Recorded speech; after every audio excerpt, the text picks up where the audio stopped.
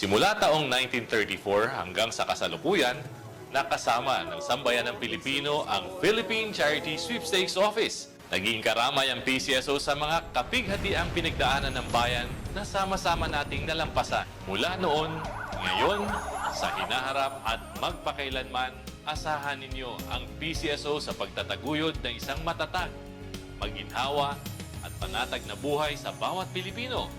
Sa maliit na halaga, hatid ay pag-asa. Panatilihing masaya ang paglilibang. Ang paglalaro sa kasino ay para sa may edad 21 pataas lamang. Magtakda ng oras at limitahan ang gastos sa paglalaro.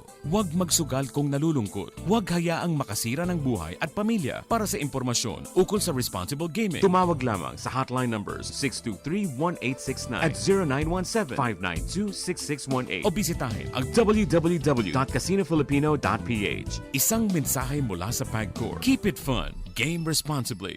Sa pamamagitan ng state-of-the-art 25,000 watts Bumi Digital AM Power Stereo Transmitter. Ito ang DZME 1530, numero 1 sa paghahatid ng mga sariwang balita, impormasyon, komentaryo, aliw, musika at public service. DZME 1530, una sa kanan, ang himpilang may paninindigan. Rex Kayanong sa Target On Air. Kanina meron ho kami tinanggap ho na text mga kaibigan mula ho dyan sa Bacolor, Pampanga. At magandang hapon kay Governor Dennis Delta Pineda. Meron daw hong pagkalinga sa kapwa panahon ho ng pandemya. Dahil ito ho yung isa ho dun sa programa ho ni Madam GM Rugina Garman ng PCSO. Ito ho yung 86th anniversary ng PCSO. At kahapon, kung di ako nagkakamali, dyan ho sa barangay Maliwalo, sa Bacolor, Pampanga. Sabi nga ho ng isang texter natin, Garex, isa kami. Doon ho sa nabigyan ho ng tulong.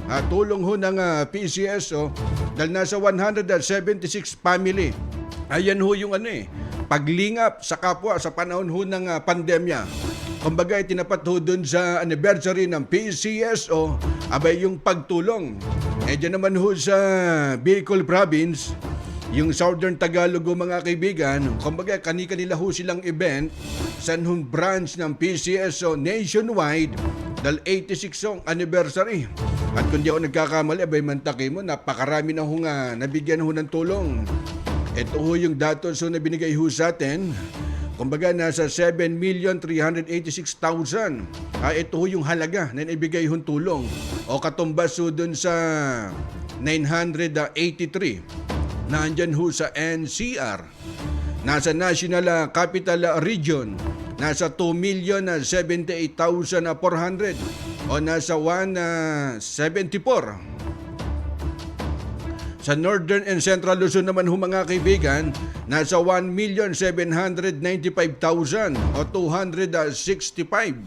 Southern Tagalog, Garex, sa Bicol Region, 1,274,500 o katumbas ho yan ng 225. Sa Visayas naman ho, 1,342,051 o 178 ng natulungan.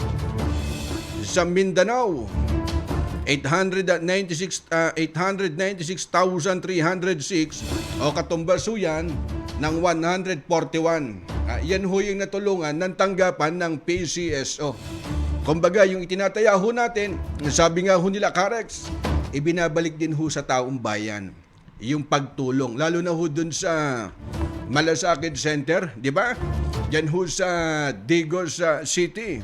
Kamakailan lang, di ba, nandyan ho si Kuya Bong. Simula taong 1934 hanggang sa kasalukuyan, nakasama ng sambayan ng Pilipino ang Philippine Charity Sweepstakes Office. Naging karamay ang PCSO sa mga kapighatiang pinagdaanan ng bayan na sama-sama nating nalampasan. Mula noon, ngayon, sa hinaharap at magpakailanman, asahan ninyo ang PCSO sa pagtataguyod ng isang matatag, maginhawa at panatag na buhay sa bawat Pilipino.